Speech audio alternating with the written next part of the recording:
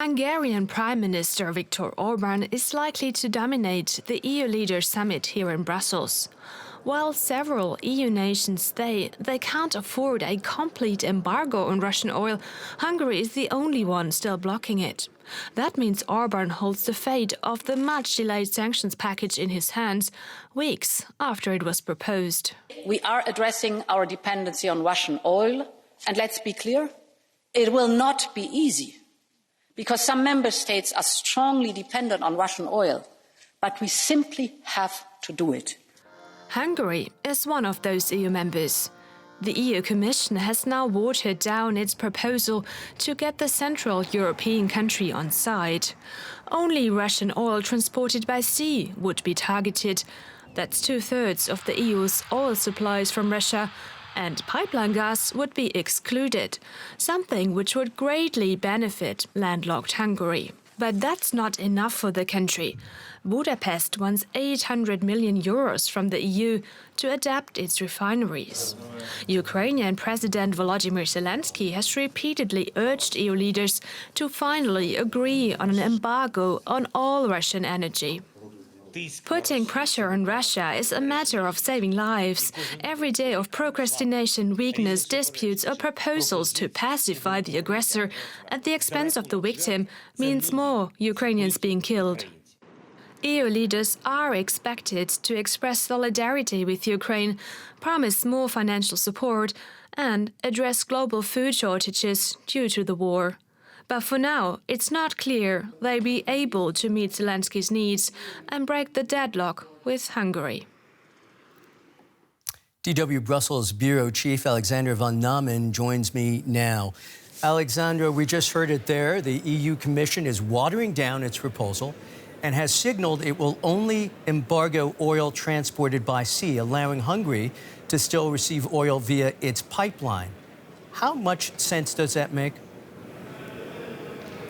Well, when we consider, Michael, that members of the European Union pay up to 800 million euros every day for Russian energy supplies, that is important to try to phase out Russian oil deliveries to what extent it's possible, at least according to many diplomats here. They are saying it's better to have such an oil embargo than to have nothing at all, because as we just heard in the report, oil delivery shipments coming into the European Union amount to 2/3 of all Russian oil delivered to the European Union.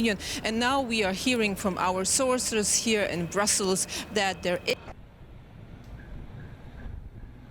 will be able tonight to agree in principle on this ban. I can almost hear some of our viewers, Alexandra, asking, why does Hungary have so much power over the bloc? What does this mean for the unity and integrity of the bloc?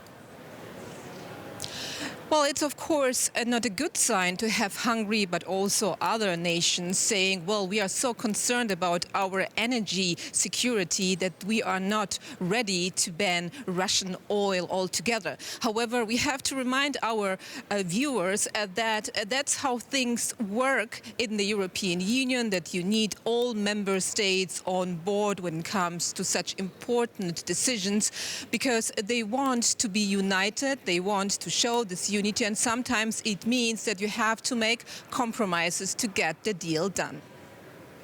The two-day summit will also discuss defense investments and a plan to rebuild Ukraine. What more can you tell us about that? We expect the EU leaders to agree to provide Ukraine with 9 billion euros in 2022 to help the country pay the bills, pay the payments to state workers, etc. This is very important for Ukraine, so the state can still function. Then, of course, they will be talking about defense, because this discussion has been going for quite a while now, that the European Union and its member states, they don't want to be so dependent on the military capabilities provided by the US. So they want to be less dependent. They want to see where they have to invest more money, how they maybe can procure military equipment together. This is on the agenda as well. However, we do not expect any decisions there. Many thanks as always. DW Brussels Bureau Chief Alexandra von Namen. The outcome of this EU leaders' meeting is being closely observed in Ukraine. We are now joined by Daniel Bilak. He is a Canadian lawyer living in Ukraine. In the past, he's worked as the chief investment advisor to the Prime Minister of Ukraine. Now he is part of Kyiv's Territorial Defense Forces. That's quite a biography there. Tell us about the developing situation on the ground now and a little about your role in the Territorial Defense Forces. Thanks for having me. I thought your reporter Rebecca did a very good summary. The only thing I would be concerned about is to paint with too broad a brush. I think you need to paint with paintbrushes and not rollers when you talk about the East. Severodonetsk is an important place, but it's nowhere near. It doesn't have anywhere near the military and strategic importance for the outcome in the war in the Donetsk. It's largely, as she pointed out, a political desire, because it means that they will have finally taken at least Luhansk Oblast. They still have not taken all of Donetsk Oblast, and as you know, we pushed them out of Kyiv, and they are being held in the south. I think, though, the point that she made about the weapons, we're being outgunned 20-1 out in the east, and we're still holding them back. They're not advancing anywhere near as quickly as they thought they would, and the cry for help is real. We need those MLRS systems, the multi-launch rocket systems that can be a real game changer in turning the tide in this war. And it also points to the fact that we've held them is your question about territorial defense. This is a new way of waging war for Ukraine, where you have the concept of total resistance, where everybody in society is involved in some way in beating back the enemy. It's not just the army that's fighting. And that was the reason that I joined, was that I didn't see any reason why somebody had to defend my home and my family for me. I felt a very strong obligation, as did the members of my community and the villages where I live, and others that joined up to defend the country against naked evil, as we've seen. You talk, sir, about defending the country from naked evil. Just again, very quickly, a little bit about your role in the Territorial Defense Forces. Yeah, I helped with the organization of the voluntary units. There's different aspects of territorial defense. At the community level, there are voluntary units which are subordinate to battalions of the Territorial Defense Forces. Territorial Defense Forces are a completely different branch of the military. They're made up of people like me, like you, who have probably no military or significant military experience, but feel they want to defend their country. So what do you do specifically? I'm not a frontline soldier. Most of the territorial defense units have not been, although about half of them now are on the front lines. I have helped with logistics. I've helped with kitting out my battalion and another battalion with body armor and helmets. And I'm an advisor to the military administration, the head of the military administration in my region. You say that Russia is not advancing as quickly as they would hope, but all reports indicate that Kyiv is losing a lot of ground in the Donbass. What's the most pressing tactical challenge Ukrainian forces need to overcome to change the current situation? It's the heavy weapons that we keep getting promised that are on their way. They're starting to come. I mean, I think the 155 millimeter howitzers that we received from the U.S. and other NATO countries, that's already having an impact on the battlefield. It would be great for Germany to step up with the Gepard artillery that has been promised. We're now supposed to get it in July. That's a bit late, to be honest with you.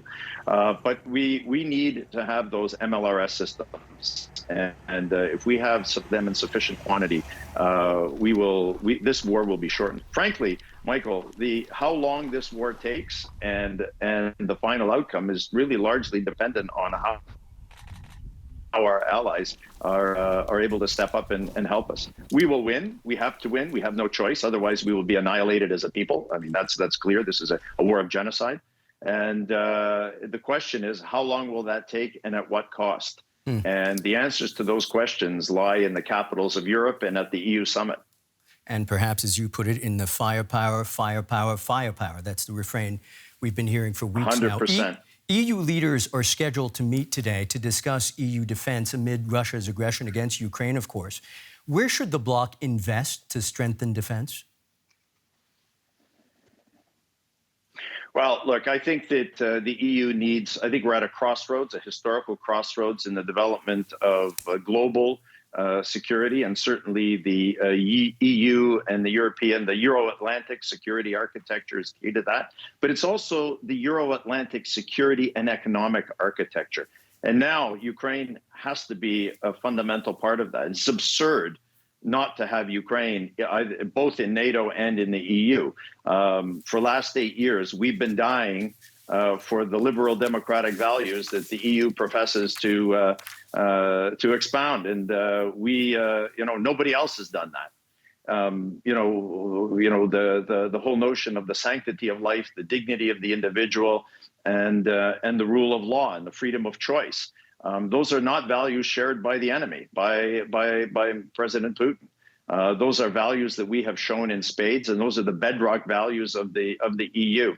And the fact that the EU is paying Putin 1.5 billion euros a day for petroleum is really they're financing state terrorism. And to date, we have had maybe €1.5 billion given to us in assistance.